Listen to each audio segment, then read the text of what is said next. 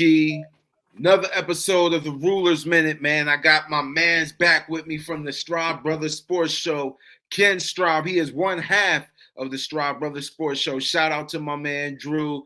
216 Sports Network. Everybody in the building. My man showing a picture of him and his brother, man. Glad you could be with us, man. I hope your Memorial Day weekend was as fun-filled and as exciting and as good as it could be. I hope you ate all the food you wanted to eat, drank all the drink you wanted to drink if you drink, smoke all the weed you want to smoke if you smoke. That's your thing. Hey, listen, I just hope you had a fun, restful weekend, and we back to it. Listen, we had a lot to cover. A lot of sports stuff happened over the weekend that Absolutely. I couldn't compile in my episode, so I brought my man's Ken Straub with me, man. 216 Sports Network. Check them all out. Mama calling me. I have to call her back. To just basically just get everything all out there. Just let me know what you think, man. So without further ado, man, before we start, man, gotta plug everybody. Check out 4th to 15 with Mel and Smooth. Check out the Straub Brothers Sports Show with Ken and Drews. Check out the Rulers Minute with Rico McGee. Check out the Jay Rich Show. Okay, now that that's out the way, let's get to the first thing. Let's do it. Game 4, NBA Finals. Dallas looked like they was going to get the sweep. It was a pretty close game. Minnesota manages to extend their season at least one more game. They win 105-100. For the Timberwolves, Karl Anthony Towns finished with 25. Anthony Edwards would finish with 29 points. Luka Doncic finished with, I believe it was 28 for the Mavericks. Kyrie Irving only had 16.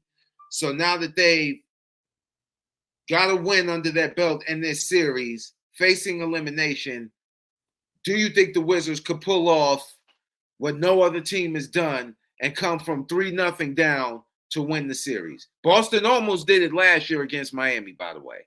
I just want to get your thoughts. I mean, and first of all, thank you, Rico, for having me. I appreciate it. Oh, no problem. The thing for the Wolves is they are a good team. Like, we were last round, we were comparing Anthony Edwards to Michael Jordan. Yeah. So I don't think there was gonna be a sweep. It wasn't the same as on the Eastern Conference side where Indiana was beat up and banged up. I don't think it was anything like that. So I'm not surprised that Minnesota got a game. Minnesota's not going home. That's important for this whole 3-0 comeback, turning around and being able to come home. The thing I would say, though, is they got Dallas on the night where Kyrie and Luka didn't have a great game. You have to get them then. That is, you have to get Dallas on those nights. So, I mean, while I'm not surprised that Minnesota got a game, I don't think they're going to complete the comeback. Okay.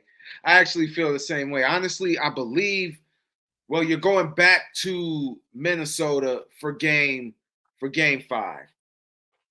You got the home court. You got home court advantage back, at least for, one game. I don't think they're going to complete the comeback either, but, I mean, anything's possible in the NBA. You saw it with Boston last year when they almost completed the comeback. They were down 3-0, came back to tie the series at 3 before Miami would win it all and 7 games and go on to the NBA Finals. I don't know. I don't think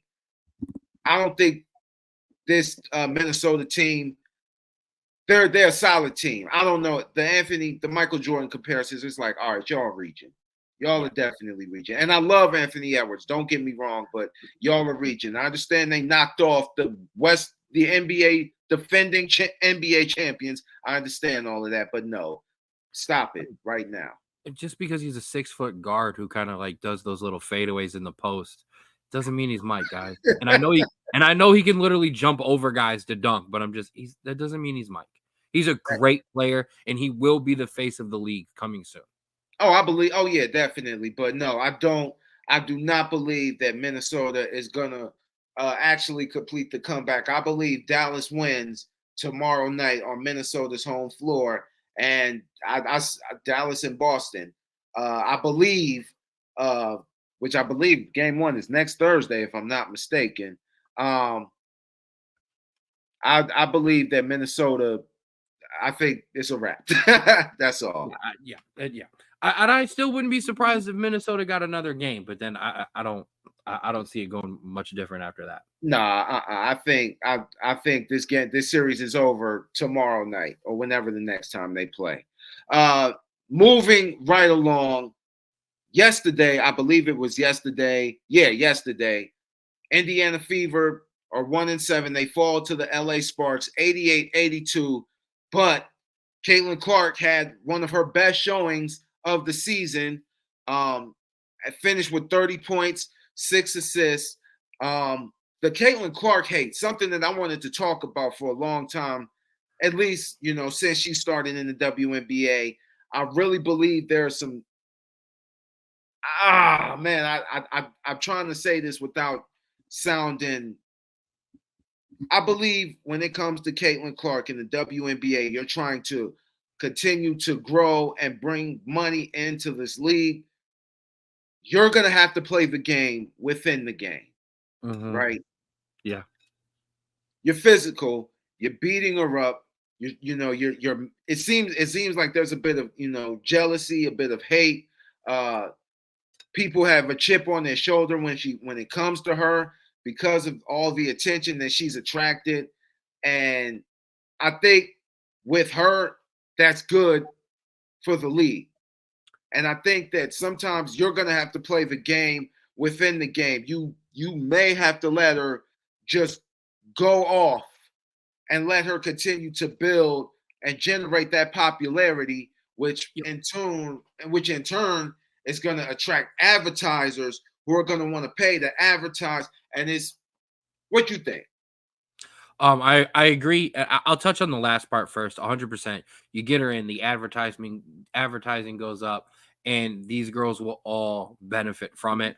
I know there were things like charter jets that Caitlin got credit for that were kind of already in the works, but I think that's not a big deal. It's not just Caitlin. I mean, the two hard fouls on Angel Reese the other night were there was some technical, girl got thrown out.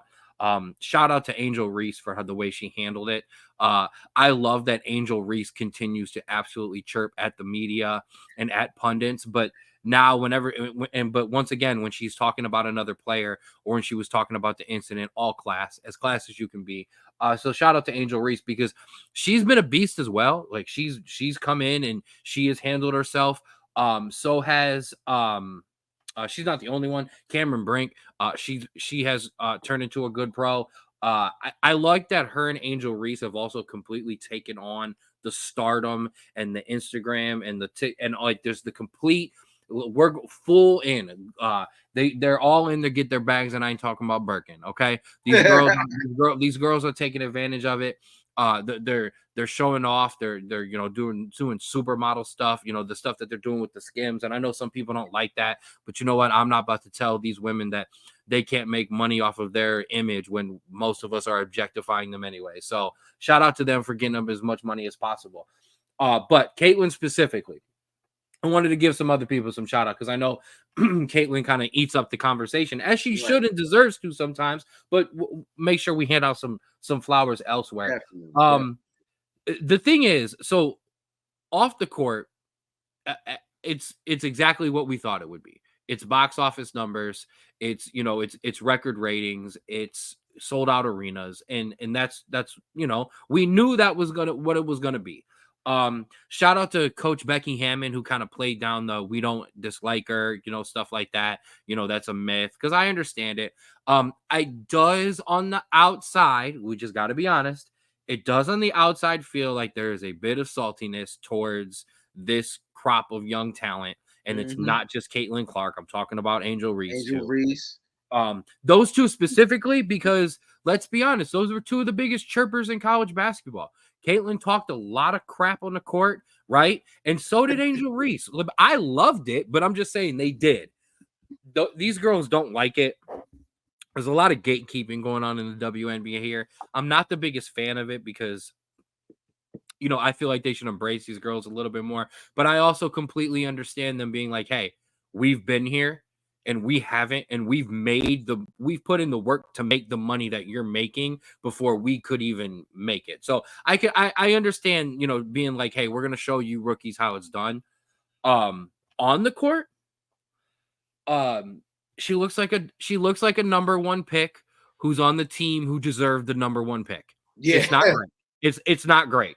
But I'll break it down. I've been watching more WNBA than I have in my life. So it isn't just Caitlin Clark. It's all of these girls who got us watching.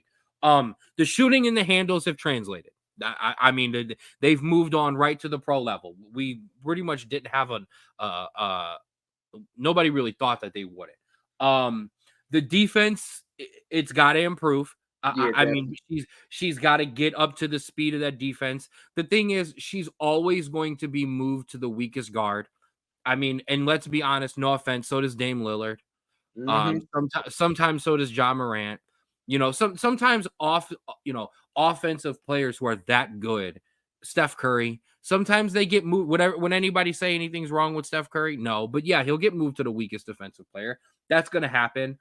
But I think she'll get up to speed at some point. The one thing, the passing, uh it was something that real analysts talked about all the time. She's not just a shooter, she's not just a shooter, and she's not, but she's setting up super easy buckets. She's seeing lanes sometimes that some of her teammates aren't even making those runs in those cuts in the first couple of games because you're just not used to thinking somebody's going to hit you there. But that'll get better as they start to gel. But I mean, I'm not surprised. I'm not neither. You know what? Her court vision and her ability to generate and create open buckets for her teammates has always been underrated to me. Yeah. Always been underrated. Like her court vision is probably one of the unsung heroes of her game, and that's how she was able to help carry her teammates. The Yep. Indiana Fever, for me, they need a point guard. They need a point guard. Caitlin Clark is more of a shooting guard to me. This is just my personal opinion. I think they build around Caitlin Clark. You get a legitimate point guard that can help, or move her to the one and pick up a legitimate scoring two guard and maybe a wing, in the next So, season. yep. And you do that, and you'll be able to cook with, you cook it with grease. The grease is lukewarm right now. You got your player. I have an actual name for you because I know people like to criticize people in us in the media because we say something like that. Move her to point guard and get another scoring guard. Well, who? Give us a name. Well, I have one. The Las Vegas Aces yesterday or the day before cut NCAA third leading scorer Diasia Fair. Why not, Indiana? Sign her up. Then it's her and Caitlin, and they can literally take the Dallas Mavericks Jason Kidd playbook and just go back and forth trading buckets. Listen, why not? That makes perfect sense. Definitely, I would listen. Indiana needs to make that move right now, and then there's a couple of good players coming out of college next year. Indiana's got some, they've got the money. They've got some players they got some money to work with. Could you imagine if they ended up with Paige Buckners too? You put that backcourt together. Whew. And she's returning for another year of college. Yeah. So she'll be coming out this next year. But yeah, just hey, some thoughts and some names. Hey, listen, I'm all for it, but yeah, Indiana just they were the number one team. They got the number one pick for a reason. They're in the process of building, and some players pick it up quick. Some players don't. But she's still adjusting. But I said it before in a previous episode of the Rulers Minute. She's heating up. Her first game, she still scored 20 points despite all the turnovers. She dropped 20 points. So give her a chance. Lay off of her, and you'll be good to go. I agree. Let's go. Moving on, back to the NBA. Back to Cleveland. As you know, the Cavaliers parted ways with JB Bickerstaff despite all the progression that he's made the last couple of years. I came across an article on Facebook, and the article suggested that maybe Donovan Mitchell had a role in JB Bickerstaff being fired. Not saying that Donovan Mitchell was like, hey, get rid of him. I don't like him. But rumors that they didn't mesh well, rumors that Bickerstaff didn't mesh well with most of the players. My thing is, we all know that the main goal for the Cavs is to, re-sign Donovan Mitchell and bring him back to Cleveland. Do you think that played a role in them parting ways with Bickerstaff? So I want to apologize first because I don't want to sound like I'm yelling at you, Rico. I got you. But this is my problem, Cavaliers fans, Cavaliers Nation, Cleveland, Ohio. All of Ohio, whoever you are that roots for the Cavaliers. All of us have been saying for majority of the year, fire JB Bickerstaff. If he doesn't make it out of a certain round, he was going to be fired anyways.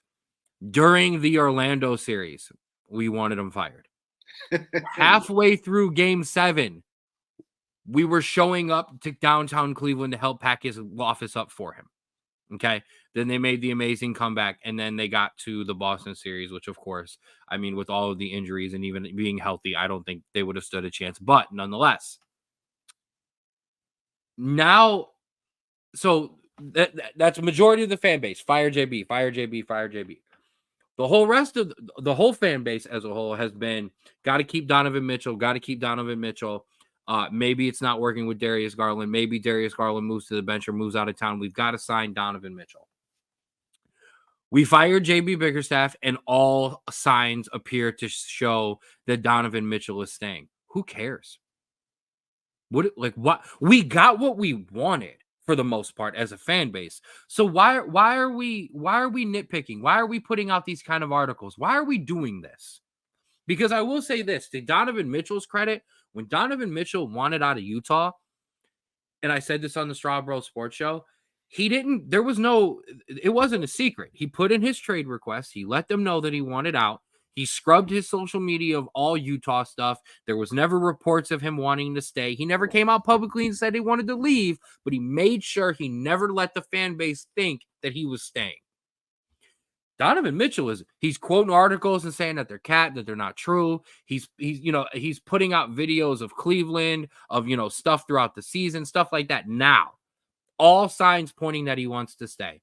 Do I believe they asked him and Evan Mobley, hey, you guys, we're probably going to make this move. You guys okay with it? Are you guys really against it? Because if both of them or one of them says, no, he's got to stay, he probably is the head coach. But I can understand one of them going or both of them going, I think we've hit our peak. And I think JB Bickerstaff gets another job and should get another job. I don't think his time with the Cavaliers showed he's not an NBA coach. I think he needs another young team and another try. Or I honestly wouldn't be surprised if he got a veteran job with a veteran team that maybe gives him another chance. But he definitely can work with young kids and young talent because he absolutely turned this Cavaliers roster around. Yes, he did. And the front office really doesn't get enough credit because they put together a winning team. I mean, you went out, you drafted Darius Garland, you drafted Evan Mobley. Colin Sexton was a bull for us, no pun intended. He was really good. So my next question is, who do the Cavaliers hire next? Because honestly, I don't know how some people may feel about this, but I really was hoping we could go out and somehow bring Tyronn Lue back to Cleveland. I understand. I know it's. Listen, I really believe the Clippers don't have no identity. They just don't. No, they don't have an identity. This is why they don't make it out the first round. But who's out there for the Cavaliers? Who's right? I don't. That's. And this was the problem. Now, I was one of the people who said fire JB Bickerstaff. Yeah. But I do ask the same question, and I had to ask it myself. If you want somebody fired, who do you want hired? I'll be honest, I don't know. I think. Listen, I get it.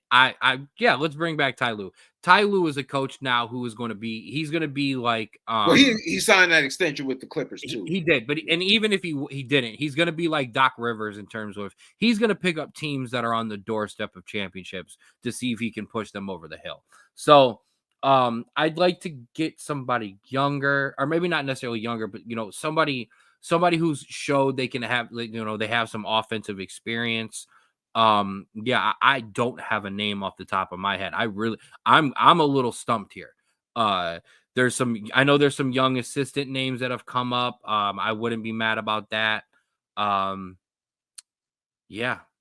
I mean, it's one of those things where, and then a lot of people, a lot of rumors are swirling that LeBron may be making a third return to Cleveland, after he's a free agent now, and we don't know if he may return to LA. So maybe they thought that getting rid of Bickerstaff, and these are just, things that, I've heard. We don't know if any of this is true or not. We're just speculating, folks. Just speculating.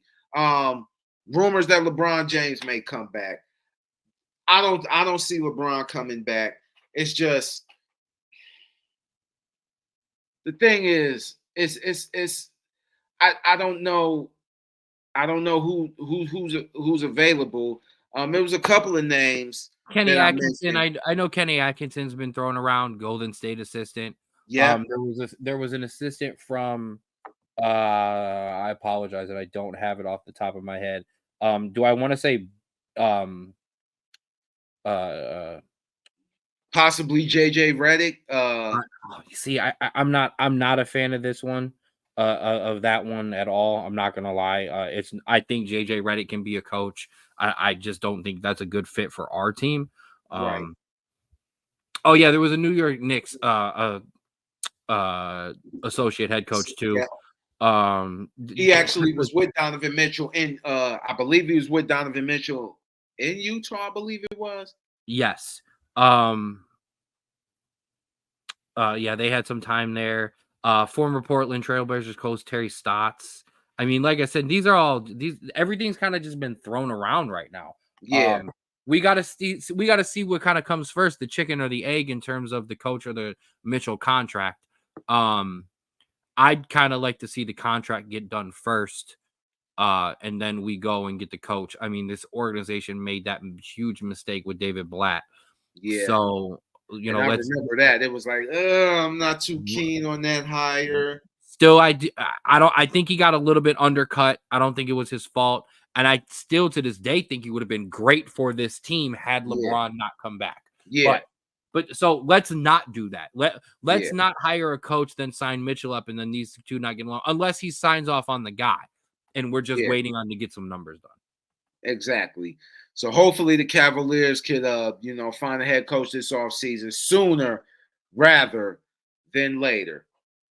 Over the weekend, the NBA, the sport of basketball, lost a legend, a player, great analyst. I just remember growing up with his takes as a kid. Man, we lost Bill Walton at the age of 71 due to cancer. And although I didn't actually get to watch him play because I wasn't born in his era, just hearing his voice just meant a lot to me. So losing him was, definitely a huge blow to the sport of basketball. And I know you love Bill Walton.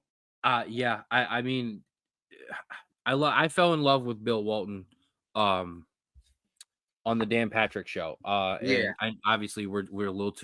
We're not old enough to have watched him play. I fell in love with him on the Dan Patrick show. He used to come on all the time and talk to him. And that's where, you got a real sense of how just of a good person Bill Walton was. You could be anyone. You didn't have to like sports. I could put on a tape of Bill Walton doing a game, and within 5 minutes, you're like, hey, this guy not only is fun, but he loves life. I mean, I want to run a couple accomplishments. an all-timer, an all NBA 50th and 75th anniversary. He'll be part of the 100th as well. That's not even a question. Not even a question. An NBA MVP in the 70-78 season, a two-time NBA champion, one with Portland and one with the 86 Celtics, a two-time NCAA champion with UCLA, 86-4 over 3 seasons, 2 30-0 seasons, 44 points on 21-22 shooting in the 73 championship game, a #1 pick, a basketball Hall of Famer who turned into a Hall of Fame broadcaster, an inspiration, a cultural icon, an advocate for the homeless, our veterans, legalized marijuana, an absolute lover of the Grateful Dead, and would quote him into his broadcasts all the time. I'm not gonna lie, I can't say that Bill Walton isn't part of the reason that I know who the Grateful Dead are.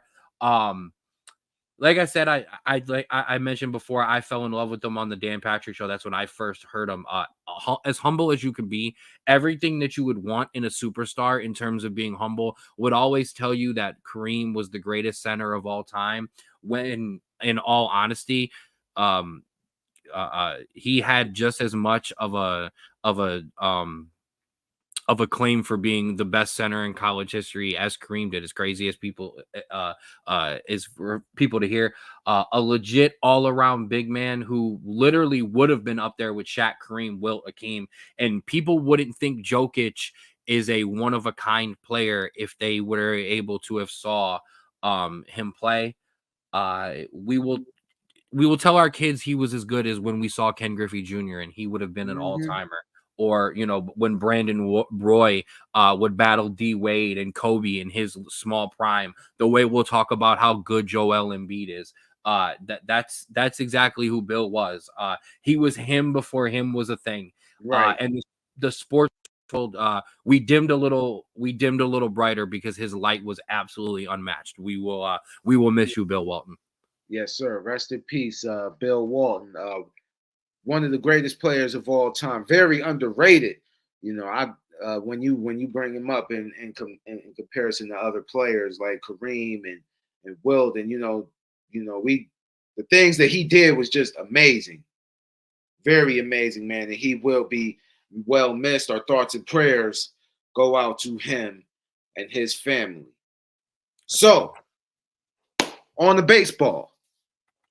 On the baseball, last weekend, I went to cover the Lake County Captains, and Stephen Kwan came down from the Guardians, played a couple of games, played a few innings, hit a homer against the Western Michigan Whitecaps. Had a pretty good game. He looked really good. What did you see from that game, honestly?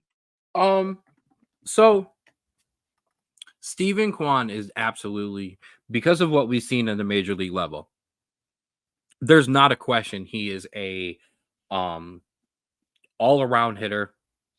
I wouldn't say all around, but he's an all-around leadoff hitter, one of the best in baseball, one of the best just hitters in all of baseball. And he's using this rehab exactly the way he should be, getting in some sharp swings, not doing too much, not trying to overdo it. Number one, he doesn't need to waste too many swings down there and overswing at ball and try to do too much because these games don't count down there. And he also has to be careful because this is the minor leagues, and there's absolutely going to be guys who are going to want to make their names for themselves and try to make a name and try to make a fool of Kwan and throw 104 and give it everything that they got and throw him the nastiest cutter they got and stuff like that. And if you're Kwan, I don't need to be chasing. I don't need to be getting into bad habits to help, down here. I just need to wait on pitches and get some, and get some good hits. 5 at bats, like you said, the 1 hit, 1 home run, the 2 runs. I mean, so that's exactly what we want from him right now. Hey, he did his thing though. I ain't gonna lie, man. When he hit that homer, man, I was lightweight excited, man. I jumped up like, "Ooh, let's go, Kwan!" Nah, he looked really good, and he's not doing too much. The goal is to just rehab and get 100%, get your health back 100. Absolutely. Yes, sir. Yes, sir. Now, the Guardians, biggest talk of the major leagues, in first place in the AL Central, and you got the number 1 pick in the MLB draft. The Guardians are floating on cloud 9 right now. What do you think it is that's what's the reason for their success? As we call it on the Straub Bro Sports Show, it's time to guard the land, baby. Yes, sir. The second best winning percentage in the major leagues besides the Phillies. I mean, this is best in the American League, 2.5 games ahead in the division. I mean, this team has played outstanding. And I'm not gonna lie, it's been the bullpen and the hitting. I mean, this team is absolutely hitting the ball. Jose Ramirez is absolute MVP form right now. 13 extra base hits out of those 16, 6 doubles, 7 home runs. That's unbelievable. And I mean, last night they put on a clinic in Colorado. Josh Naylor continues to be the best first baseman in baseball. 2 3-run home runs last night. Just absolutely just smacked the ball out of the park. And it's been the others, honestly. Jimenez, Tyler Freeman, Rocchio, Will Brennan. They've all really stepped up. And we want to talk about hottest hitters in baseball. Rico, David Fry is not just one of the hottest hitters in all of baseball, not just the Central, the American League. He's one of the hottest hitters in the world right now. Okay. Thankfully, we need his utility though. So it's not like we're trying to force him into spots. We need him to give guys days off. And two, Jose Naylor having those days off. Jimenez when he can be moved around, and while Kwan been out, he's been playing some outfield for us. So he's truly one of the top 3 reasons that this team has been winning. I think the Guardians are probably running away. Well, actually, they are. They're 37-18. I believe they probably have, if I'm not mistaken, they're 1 game over the Yankees as far as the best record in the entire AL. Yes. So they definitely have a chance. And then with that number 1 pick, who do you think they go after with the first pick? So I have actually been kind of, peeking in. There's a kid from Georgia who's been hitting the ball very well. I don't know, Rico. You want to talk about crapshoots? The MLB draft, I mean, you're taking everything from high school kids to seniors in college. It is sometimes a hit or miss thing. I would like, in terms of positioning, I guess I would say, I would like to see them look for an outstanding bat, regardless of where he might be, or one of those. And I don't know enough about this draft to know about the pitching aspect, but if there's a guy, a guy, Yeah. I think we should go get him. If not, you've got some generational bats in college right now. Go get one. Go get the one that fits this organization the best. You know what I mean? I know we've got Chase down in the outfield and down in the minors. All of the stuff, obviously Kwan is a guy who's going to be a staple in the outfield. Tyler Freeman is trying to permanently take that center field position. So maybe if he's not an outfielder, maybe if he's a first baseman, we take a look or somewhere along that lines. Jose's getting old. Can the guy play third base? You know what? I'm gonna throw another name out there. Actually, his name is Cooper Engel from Lake County. I really am big on Cooper Engel, and not to be a prisoner of the moment because he hit the grand slam that won the game for Lake County last Saturday night. Catch the highlights from that on the Rulers Minute. He really, I'm really big on him. I mean, his vision of the field. He's able to pick off players as soon as they try to steal. Just an all-around solid player and a good guy. So Cooper Engel, he's in the minors right now. He's the catcher for the Lake County Captains. Just wanted to throw his name out there, see what happens. I have high hopes for him, and there's a few good players on that team. 100%. Yes, sir. Yes, sir. So the Guardians actually got another battle with the Colorado Rockies. First pitch is at 8:40 tonight, just to let y'all know. I'm not sure what topic. Oh, go ahead. I'm sorry. I'm not sure what the overs are, but take them.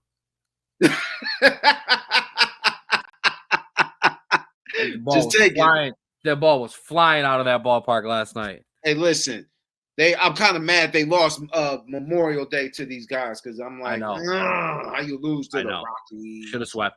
Or it should be a sweep, but that's all right. Win the series. Hey, listen, just win the series, and that counts towards playoff points.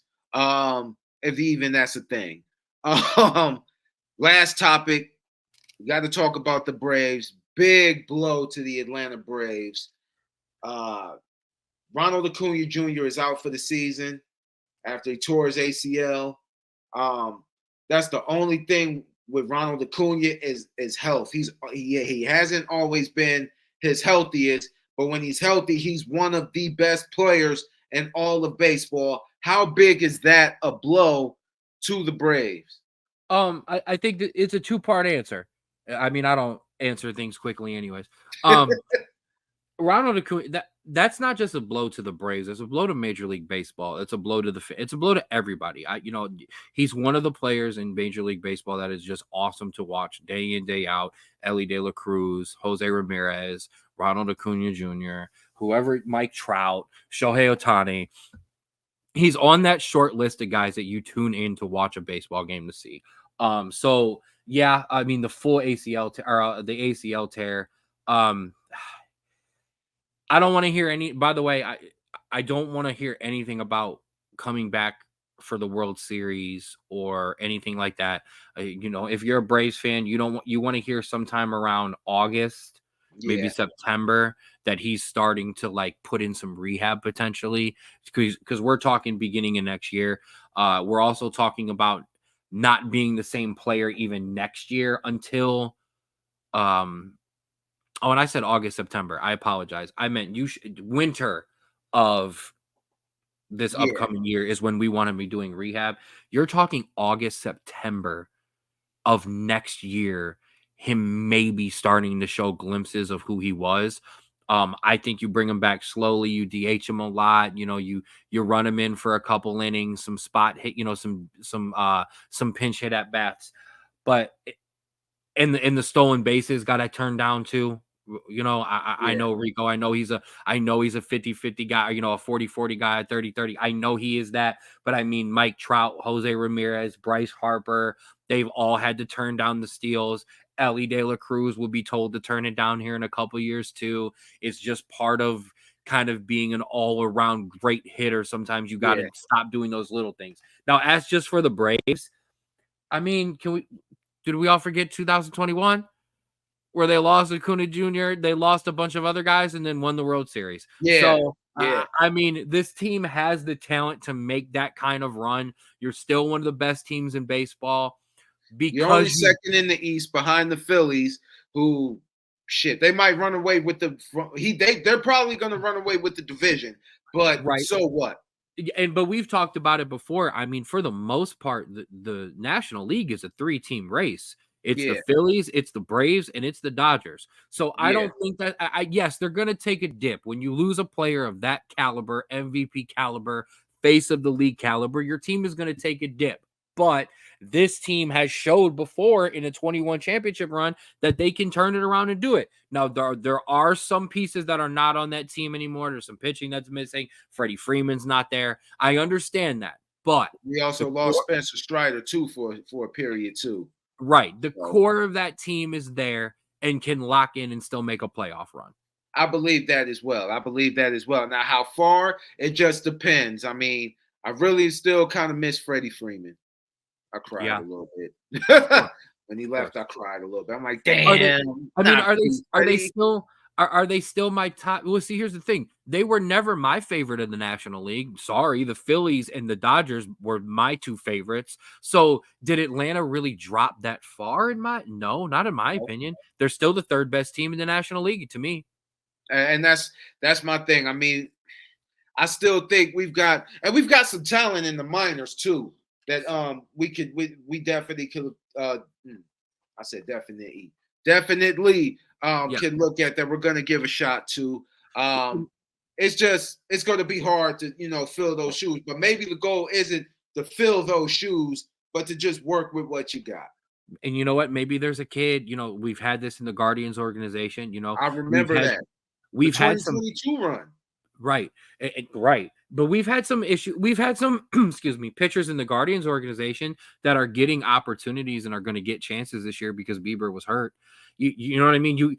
There's it happens. Guys are going to get opportunities, and maybe there's an outfielder in, the Braves organization that was kind of being bottlenecked and kind of being stuck because Acuna was there. Maybe now a guy gets a chance. Maybe two guys get a chance that they weren't normally going to get. We can see what a guy has at the major league level right now that we were potentially going to trade away because we have a generational talent.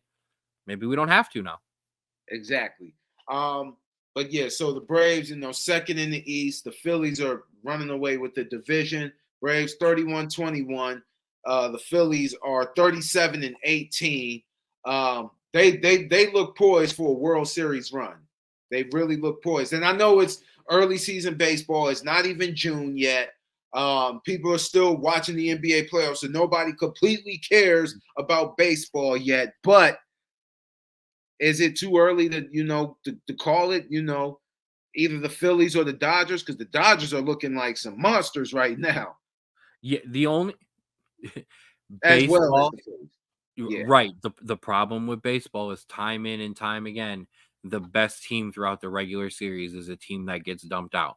So while everybody is looking at the Phillies and looking at the Dodgers, we've seen it happen before. But the problem is these two teams are built for the playoffs as well. They've both won a championship recently and have more kind of reloaded. They aren't starting a new journey. So I think they kind of know how to win enough games and also pace themselves. So, I mean, it would be amazing to see this as a National League Championship series. I mean, yeah, exactly. I mean, you've seen it with the Arizona Diamond. Was it the Arizona Diamondbacks in 2001? Won 116 games and still didn't go to the World Series. I mean, baseball is just one of those sports, man. It's all about, who has the momentum in October. And then those Diamondbacks knocked out the Dodgers last year, who had won and ran through on their own run to the World Series. But no, yeah, I 100%. I agree, man. So, this baseball season is going to be interesting, man. We get ready to close out, y'all. Get ready to make a move. Before we go, you got a couple of shout outs that you want to send. Absolutely. And I appreciate you for having me on, Rico.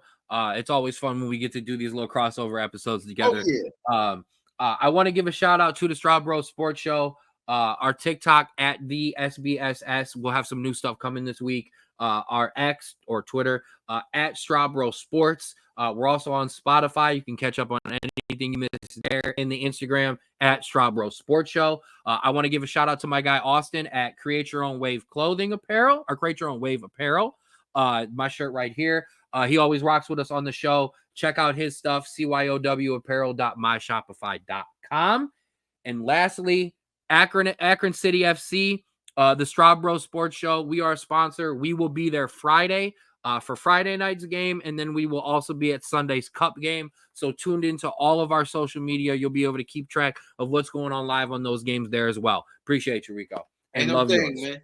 Hey, listen, I might come out there and record some highlights, man, and give a little sports report as well. Love it. You're always welcome. I appreciate that, man. I appreciate that. I'm gonna give a couple shout outs to my own, man. First of all, I want to shout out the entire 216 Sports Network crew, man. 4th and 15 with Mel and Smooth, the Straub Brothers Sports Show with Ken and Drew, the Jay Rich Show, the Rulers Minute, man. We are coming. We are bringing that heat all summer long. So have yourself a cold beer or water and some AC, because we're still bringing that 500-degree heat. Might not be enough. But anyway, let me just say this. My signature sign off. I'm Rico McGee. This has been the Ruler's Minute, and as always, the Straub Brothers Sports Show. We'll see you in a minute.